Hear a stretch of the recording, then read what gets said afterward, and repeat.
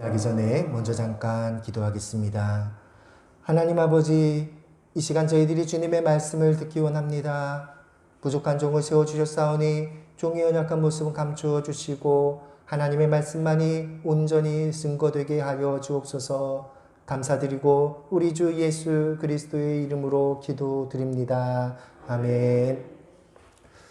주중에 성경 공부하다가 오늘 말씀의 제목 휴거라는 거, 여러분 휴거라는 말이 참 드문 표현이잖아요. 익숙하지 않은 표현이잖아요. 휴거 이게 뭐냐 이런 질문을 들어서 제가 휴거에 대해서 분량이 많으니까 주일 예배 시간에 전하겠습니다. 이렇게 약속을 드렸습니다. 그런데 지난주에는 이제 전하던 말씀들이 있어서 마무리 짓지를 못하고 한 주간 미뤄서 오늘 휴거 성도의 들림에 대해 말씀을 전하려고 합니다. 우리가 성경을 읽다가 보면 종말에 대해서, 재림에 대해서, 심판에 관해서 그러한 말씀들을 읽게 됩니다. 그런데 정통교단 목사님들 보시면 이런 부분들을 잘 가르치시지 않는 경향이 있어요. 요즘엔 좀 많이 달라졌어요. 요즘에는 폐해가 너무 크다 이걸 알아서 좀 많이 달라졌는데 그 전에 제가 이제 어릴 때만 하더라도 정말 가르치지를 않으셨어요. 왜냐하면 하나님께서 거기에 대해 경고를 하셨기 때문입니다. 계시록 22장 18, 19절 내가 이 두루마리의 예언의 말씀을 듣는 모든 사람에게 증언하노니 만일 누구든지 이것들 외에 더하면 하나님이 이 두루마리에 기록된 재앙들을 그에게 더하실 것이요 만일 누구든지 이 두루마리의 예언의 말씀에서 제하여 버리면 하나님이 이 두루마리에 기록된 생명나무와 및 거룩한 성의 참여함을 제하여 버리시리라. 여러분 이 말씀 하나님께서 하신 말씀이지요. 하나님이 직접 하셨어요. 하나님께서 종말에 관한 그 말씀 함부로 잘못 전하면 직접 벌을 내리시겠다 경고하셨어요. 여러분 말씀을 그냥 내 생각대로 함부로 전하면 하나님이 내리시는 벌을 받지요. 얼마나 두렵습니까? 그게 무서워서 아예 그 부분을 다루지를 않는 거예요. 근데 그게 언제부터 시작이 됐냐면 종교개혁가 칼빈부터 그랬습니다. 칼빈은 성경 66권 중에 65권의 주석을 썼습니다. 그런데 맨 마지막 성경 66번째 요한계시록 주석을 쓰지 않았어요. 그래서 당시 사람들이 칼빈한테, 종교개혁자니까 칼빈한테 질문하죠. 칼빈 선생님 왜 계시록 주석은 쓰지 않습니까? 계시록 주석도 쓰시지요. 그때 칼빈이 한 이야기가 바로 요한계시록 22장 18절 19절 가지고 말하는 거예요. 내가 함부로 잘못 말했다가 하나님한테 책망받으면 어떻게 하냐고. 난 무서워서 계시록에 관한 주석 쓰지 않겠다. 근데 거기까지는 칼빈이 참 순수한 마음으로 그런 자신의 그런 신앙을 고백한 건데, 근데 이게 어떻게 보면 일종의 전통이 되었어요. 그래서 여러분 칼빈의 그러한 신학 전통에 선 교회를 장로교, 개혁교회 뭐 이렇게 하는데, 그러한 교파에 속한 그런 교역자가 만약에 계시록에 이르든지 종말에 대해 이야기하면 어떤 이야기를 들을까요? 성도들은 그런 얘기 안 하는데 같은 교역자들끼리 무슨 얘기를 해요? 네가 칼빈보다 더 낫냐? 네가 칼빈보다 더 똑똑해? 네가 칼빈보다 더 은혜 받았어? 칼빈도 안 했는데 네가 뭔데? 이 얘기가 나오는 거예요. 그러니까 감히 할 수가 없는 거예요. 그래서 개혁파 교회, 장로교회, 뭐 이러한 계열에 속한 그런 교역자들은 칼빈이 한 것은 순수한 마음으로 자신의 어떤 신앙 고백적으로 내가 함부로 하나님의 말씀 전하지 않겠다라고 안 했는데, 그 뒤에는 칼빈이 하는데 네가 한다고? 네가 뭔데? 이러한 같은 교육자 세계에서 그러한 이야기가 있어서 더 입을 다물게 된 거예요. 더 전하지를 않지요. 그래서 이제 문제가 생기는 게 뭐냐면 성도들은 궁금한데 말씀을 안 전해줘요. 그러니까 성도들이 누구를 찾아갑니까? 종말에 대해, 재림에 대해, 심판에 대해 말씀해 주시는 분들을 찾는데, 그런 분들이 정통교단에 있는 분들, 뭐 예를 들어서 침례교라든지 뭐 감리교라든지 그러면 상관이 없는데 사이비 이단이 전하는 걸 듣고 거기에 빠지는 경우가 있어요. 여러분 아시지요? 열심히 있는 사람들이 이단이 많이 된다. 그 얘기가 거기서 나왔어요. 정통교단에서 그걸 안 가르쳐 주니까 자기는 열심히 있고 자기는 궁금하고 그래서 알고 싶어서 막 찾다가 보니까 성도들이 그 구분을 못하니까 이단이 가르치는 걸 그냥 빠져드는 거예요. 이단인지도 모르고. 그래서 열심히 있는 사람들이 이단이 된다라는 말의 상당 부분은 그거예요. 그러니까 가르쳐야 될 거 가르치지 못한 그러한 책임이 있죠. 그래서 그러한 폐해가 너무 커서 그 이후에 아니다. 성도들 이렇게 잃고 교회가 피해를 보면 안 되겠다. 우리가 가르쳐야 된다. 그래서 가르치기 시작했습니다. 그렇게 한 지가 한 20년, 30년? 그 정도밖에 안 됐어요. 그전에는 감히 가르치지를 않았어요. 그 이후에 이제 가르치기 시작했지요. 오늘 살펴볼 이 휴거에 관한 말씀도 마찬가지입니다. 제가 어릴 때 기억하는데 이 성도의 들림 휴거에 대해서 그냥 지나가면서 한번 쑥 말씀하셨어요. 우리가 예수님께서 재림하실 때 우리가 몸이 들림을 받을 것이다. 휴거될 것이다. 뭐 이 정도만 이야기하고 넘어가셨고 거기에 대해 일일이 성경을 찾아가며 관주를 해가며 말씀을 하시지를 않았어요. 나중에 이제 성인이 되고 신학을 공부하면서 보니까 사이비 이단들이 혹은 잘못된 교리를 가진 사람들이 이 휴거를 가지고 막 미혹을 하더라고요. 그래서 야, 왜 저 사람들이 저렇게 미혹을 하고 저기에 넘어갈까 생각을 하는 그러한 일이 있었습니다. 결론을 말씀드리면 여러분 우리는 휴거를 소망해야 돼요. 여러분 우리가 소망하는 것 하나님 나라 들어가는 건데 하나님 나라에 들어가는 그 상징적인 사건이 뭐예요? 휴거예요. 그래서 우리는 누구나 휴거 되기를 기대하고 그 나라를 바라보고 있어야 합니다. 여러분 하나님께서 어떤 한 사람을 내 자녀, 내 백성 이렇게 불러서 하나님 나라에 그걸 데려가시는 아주 극적인 사건이 바로 휴거예요. 다른 사람들 앞에서 보여주는 거예요. 얘가 내 백성이다. 얘가 내 자녀다. 들림 받는 거예요. 그럼 그 사람을 알던 사람들이 보고 깜짝 놀라죠. 그 사람이 몸이 쑥 떠서 공중으로 끌어올려가는 걸 보고 와, 저 사람이 얘기하던 그게 진짜였구나 알게 되는 거. 영광을 얻는 거지요. 그것이 바로 휴거예요. 하나님께서 마지막 때에 자기 백성을 하나님의 나라로 이렇게 들어 올리십니다. 그래서 그가 하나님 백성이 되었다고, 하나님 나라에 들어가게 되었다고, 천국 백성이 되었다고 모든 사람들에게 알려주는 거예요. 여러분 그렇게 휴거된 사람이 지옥 갑니까? 아니죠. 휴거된 사람은 다 하나님 나라에 들어가게 돼요. 천국에 들어가게 돼요. 우리는 예수님께서 재림하실 때에 그 나팔 소리와 함께 내가 들림받는 것을 소망해야 합니다. 그러한 소망을 가지고 이 땅에서의 삶을 살아야지요. 그러면 휴거가 어디서부터 시작됐을까요? 성경에 맨 처음 나타난 휴거의 사건은 에녹 이야기입니다. 히브리서 11장 5절 믿음으로 에녹은 죽음을 보지 않고 옮겨졌으니 하나님이 그를 옮기심으로 다시 보이지 아니하였느니라. 그는 옮겨지기 전에 하나님을 기쁘시게 하는 자라 하는 증거를 받았느니라.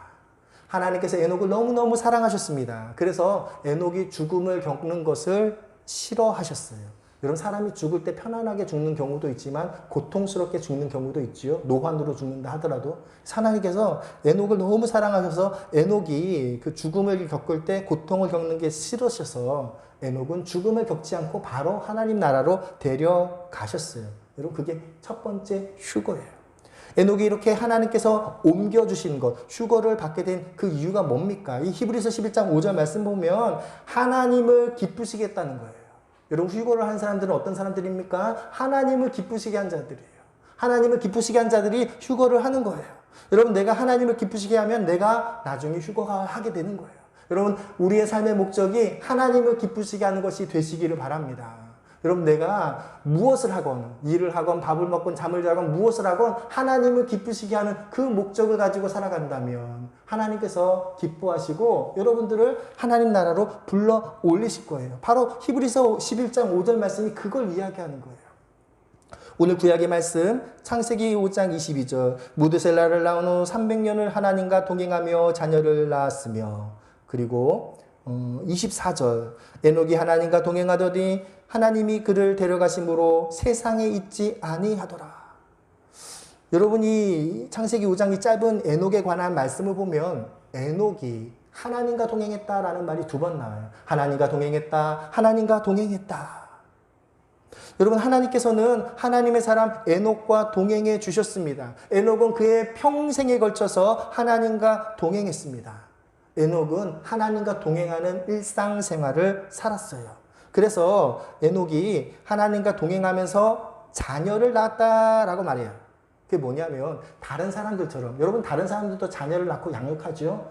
에녹도 자녀를 낳고 양육하는데 거기에 추가해서 뭘 하는 거예요? 하나님과 동행하는 삶을 살았어요. 다른 사람들이랑 똑같이 자녀를 낳고 양육을 하면서 하나님과 동행하는 그 삶을 산 것이 추가가 되었다는 거예요. 바로 그런 에녹을 하나님께서 데려가신 거예요. 여러분 에녹에 관한 성경 말씀이 많지가 않습니다. 그걸 보면 하나님과 동행했다. 하나님을 기쁘시게 했다. 이것이 하나님께서 그를 데려가신 그런 그 이유로 설명을 하고 있어요. 여러분, 우리가 하나님과 동행한다 이 말만 들으면 참 평범해요. 우리가 일상을 살면서 하나님과 동행해야지, 당연히 그렇게 다 인정하고 이야기하시고 그 이상한 것처럼 여기지 않으십니다. 그래서 에녹이 하나님과 동행했는데 그것 때문에 하나님께서 그를 휴거하셨다. 이 말씀을 이해하기 위해서는 누가복음의 말씀을 한 곳 더 보아야 합니다. 누가복음 17장 26절부터 29절까지의 말씀입니다. 노아의 때가 된 것과 같이 인자의 때에도 그러하리라. 노아가 방주에 들어가던 날까지 사람들이 먹고 마시고 장가들고 시집가더니 홍수가 나서 그들을 다 멸망시켰으며 또 롯의 때와 같으리니 사람들이 먹고 마시고 사고 팔고 심고 집을 짓더니 롯이 소돔에서 나가던 날에 하늘로부터 불과 유황이 비오듯 하여 그들을 멸망시켰느니라.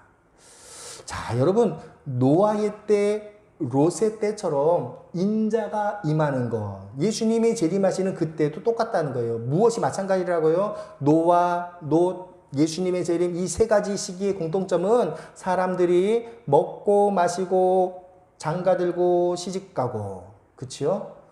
먹고 마시고 장가들고 시집가고, 27절 말씀이 나오지요. 그리고 그 다음 절 보면은 사고 팔고 심고 거두고 집을 짓고, 이것이 노아의 때, 롯의 때, 예수님의 재림의 때에도 똑같다. 예수님이 직접 말씀하셨어요. 여러분, 먹고 마시고 장가들고 시집가고 사고 팔고 심고 거두고 집을 짓고, 누가복음 10장 26절부터 29절 그 말씀에 보면 그것을 한마디로 말하면 일상을 영위한 거예요. 우리가 일상을 살아간 거예요.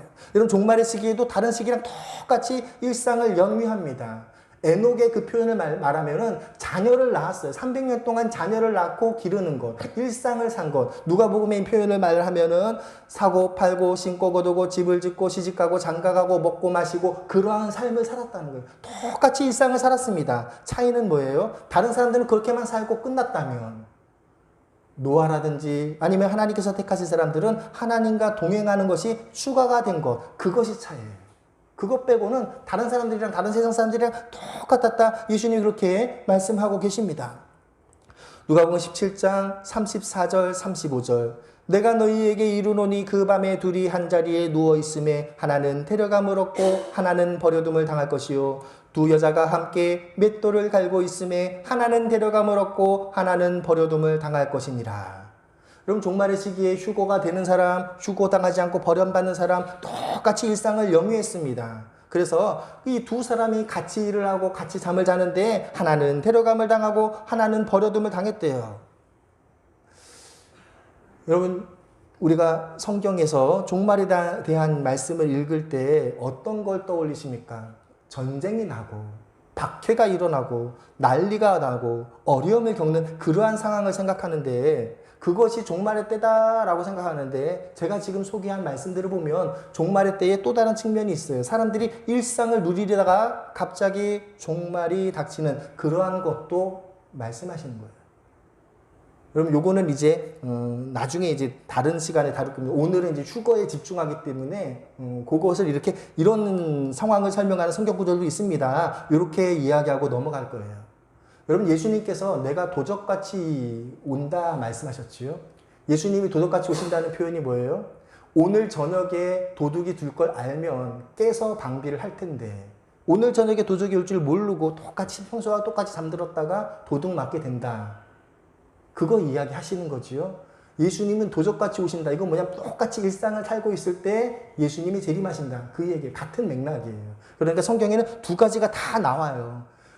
전쟁과 난리와 박해의 그러한 때에 예수님 오신다. 그것도 있고, 방금 전에 살펴본 말씀들처럼 평안한 일상의 삶을 똑같이 누리고 있는데 예수님이 오신다. 거기에 대해서도 말씀하시는 것이 있습니다. 나중에 또 다룰 기회가 있을 것입니다. 일상을 영위하다가 휴거하게 되는 그 이야기들을 지금 하고 있습니다. 에녹이 일상을 살다가 휴거한 것처럼, 맷돌을 갈고 있다가 휴거하는 여인처럼, 잠을 자다가 휴거를 하는 사람이 있는 것처럼 일상을 영위하다가 휴거를 받는 성도들이 있을 것이다. 성경은 분명히 말씀하고 있습니다.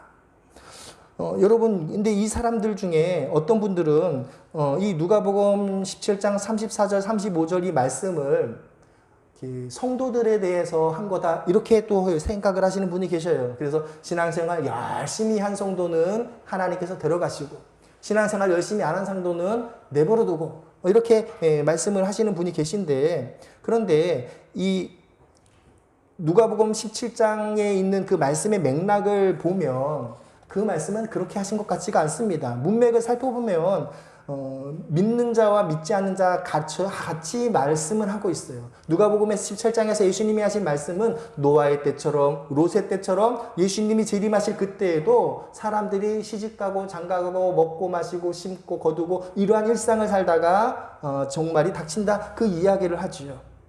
노아의 시기는 노왕수로 세상을 심판할 때였습니다.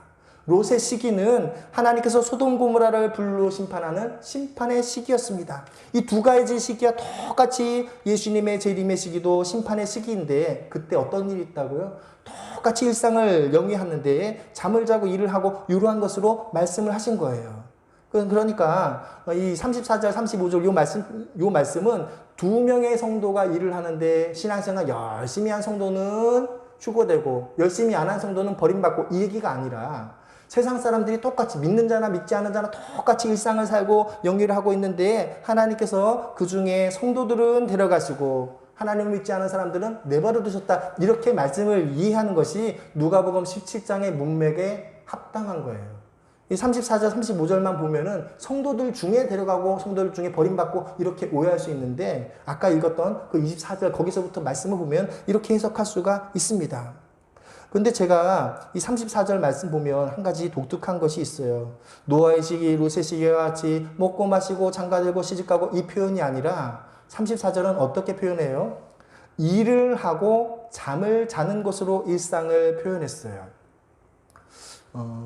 무슨 말이냐면 에녹은 자녀를 낳았다, 자녀를 낳고 양육했다, 이것을 가지고 일상을 표현을 했고, 누가복음 17장의 앞부분에 보면 뭐 심고 거두고 시집가고 장가가고 먹고 마시고 이것으로 일상을 표현을 했는데 34절 35절을 보면은 일을 하고 잠을 자는 것으로 일상을 표현했어요.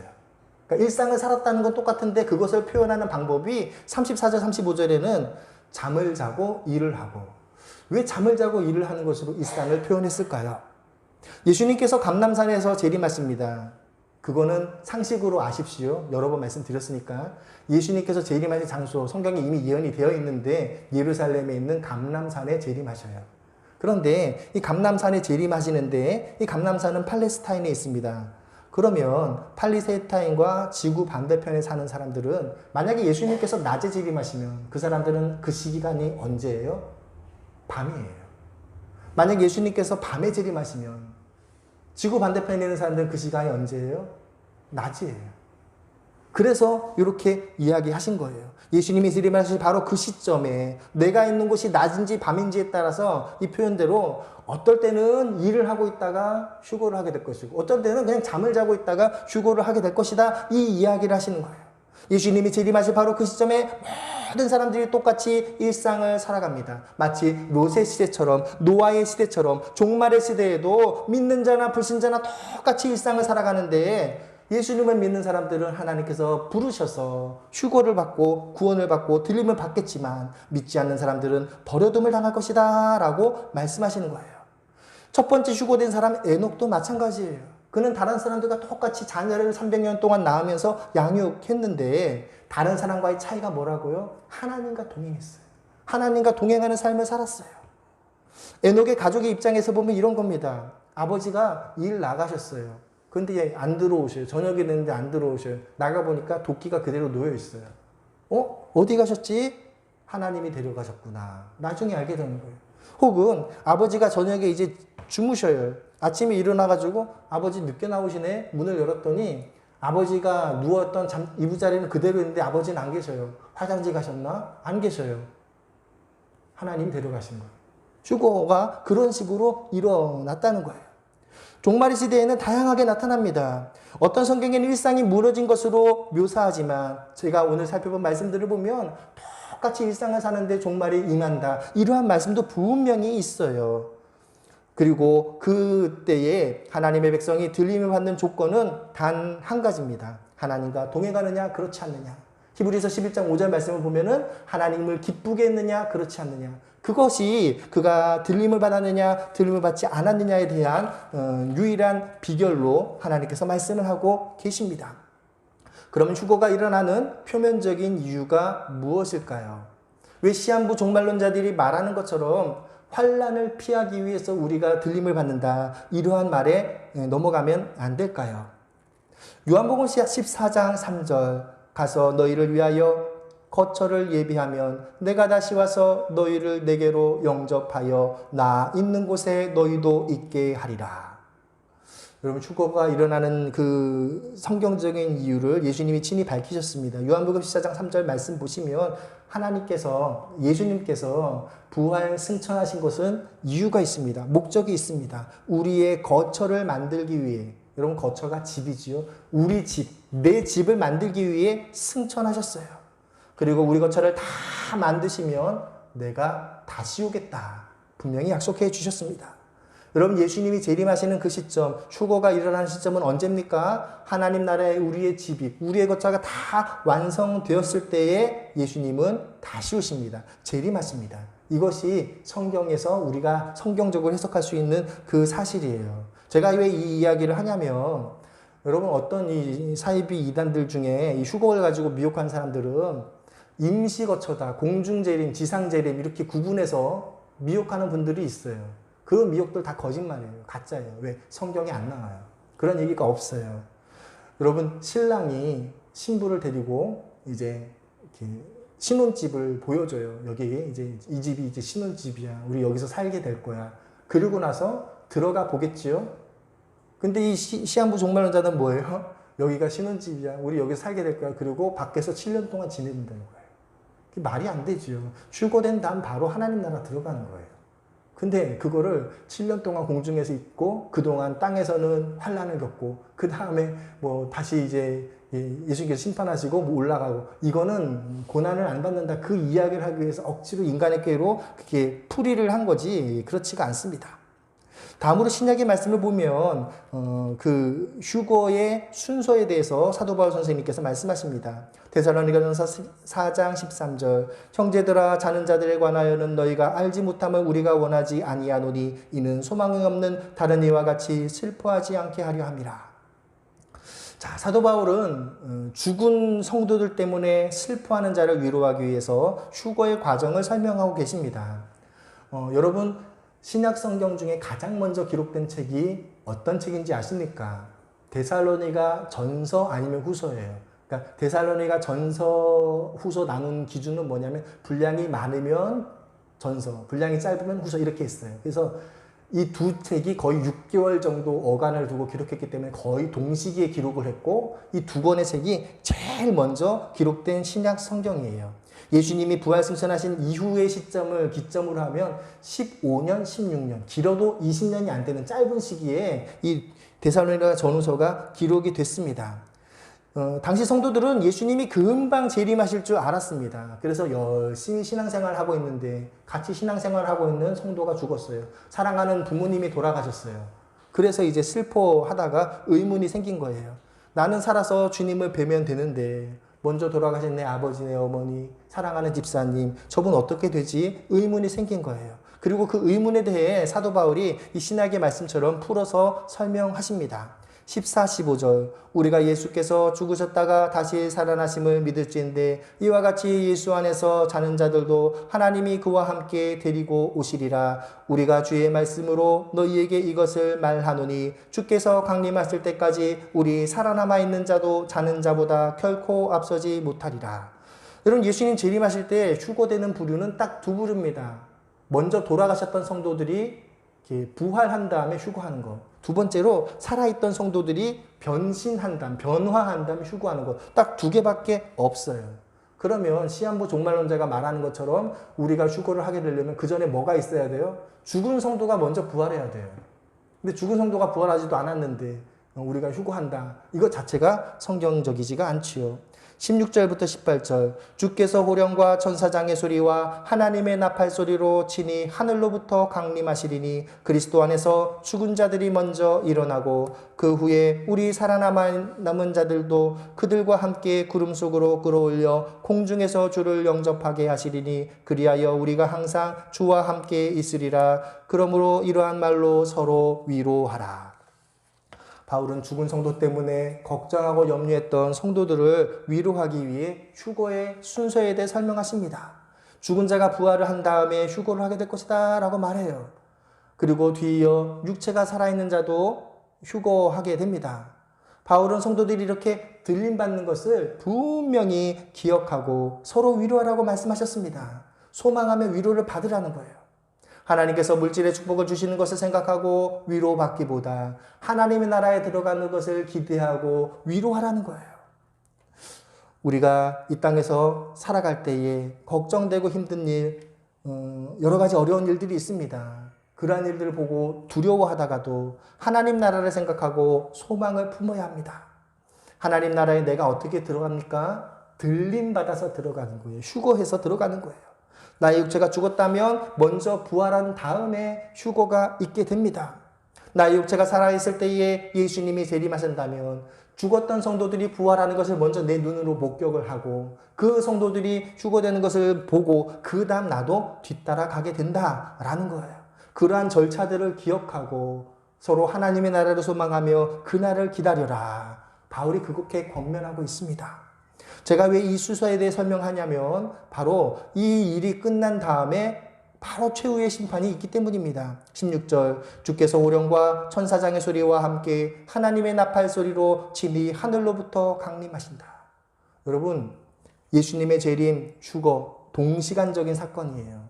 휴거가 있은 다음에 7년 동안 7년 대환란 이게 아니에요. 동시에 벌어지는 거예요. 죽은 자의 부활과 휴거, 살아있는 성도의 휴거, 예수님의 재림이 거의 동시적으로 이루어지는 사건입니다. 여러분이 데살로니가 후서에 있는 말씀을 다르게 해석할 수 있는 여지가 없어요. 때문에 미혹하는 휴거를 가지고 미혹하는 그러한 이야기들 중에 7년 대환란 그 환란 피하기 위해서 하나님께서 택한 성도들 휴거로 공중에 데려가서 어린 양의 혼인잔치 7년 동안 공중에서 잘 지내고 이러한 이야기에 속아 넘어가지 마시기를 바랍니다.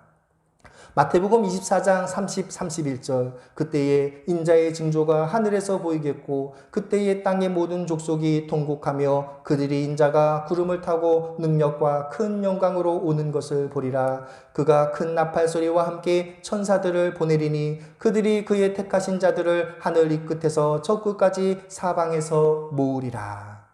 여러분 마태복음 24장은 소묵시록이라고 불리우는 말씀이지요. 예수님께서 예수님의 재림에 대해 제자들에게 교훈하신 말씀입니다. 그 중에 30, 31절 말씀을 보면 인자가 구름을 타고 능력과 큰 영광으로 올 때에 그의 택하신 자들을 하늘 이 끝에서 저 끝까지 사방으로 모은다 말씀하셨어요. 이게 휴거예요. 휴거는 예수님의 재림과 천사장의 나팔소리와 함께 동시에 이루어지는 것입니다. 그때 인자의 징조가 하늘에서 보일 거래요. 여러분 예수님께서 재림하실 것이 하늘의 징조로 보여서 모든 사람들이 다 알게 될 것입니다. 땅의 모든 족속들이 통곡하며 인자가 구름을 타고 능력과 큰 영광으로 오는 것을 볼 것이다 말씀하셨습니다. 여러분 이것이 하늘의 징조예요. 그렇지 않을까요? 막 나팔 소리가 나고 생전 처음 보는 존재들 보는 순간 아 저게 천사구나 알게 되는 그런 존재들이 막 나팔을 불면서 막 공중을 날아다니고 옆에 있는 사람들이 막 휴거가 되는 거예요. 예수 믿는 사람들이 막 휴거가 되는 거예요. 그게 징조예요. 그 징조를 보고 아 예수님이 재림하시는구나 확실히 알게 되는 거예요. 그가 큰 나팔 소리와 함께 천사들을 보내십니다. 예수님이 구름을 타고 재림하실 때에 나팔 소리가 울리고 천사들이 온 세상에서 퍼져나가서 택하신 자들을 불러 모으십니다. 이렇게 불러 모으진 모든 성도들 예수 그리스도를 만나 배웠고 그리고 예수님과 함께 감람산에 재림하는 거예요. 여러분 요걸 이제 또 잘못해가지고 성도들이 뭐 신부가 재림을 하니 어쩌니 이런데 그거 아니에요. 여러분 결혼한 다음에 신랑이 가면 신부는 따라가지요. 신랑이 이쪽으로 가면 신부는 따라가요. 신랑이 저쪽으로 가면 신부는 따라가는 거예요. 여러분 우리의 신랑 대신 예수님께서 재림하시니까 신부된 교회가 따라가는 거지 뭐 신부인 뭐 그게 뭐 그런 거 이제 얘기에 넘어가시면 안 됩니다. 여러분, 휴거된 그 순간부터는 성도들은 예수님과 함께 움직이는 거예요. 예수님께서 성도들을 불러 오르신 다음에 감람산에 강림하시고 심판하십니다. 그리고 백보자 심판대에서 생명책에 기록된 모든 성도들, 하나님 나라에 들어가게 되는 거죠. 그래서 백보자 심판대에 그 심판을 두려워하지 않습니다. 우리는 우리의 육체가 변화되고 하나님 나라에서 들림받는 것을 소망하며 기다려야 합니다. 그 사실을 기록한 성경 말씀들을 분명히 알고 미혹에 넘어가지 않고 하나님 나라에 들어갈 때까지 서로 격려하며 믿음의 경주를 끝까지 하는 저와 여러분들 되시기를 축복합니다.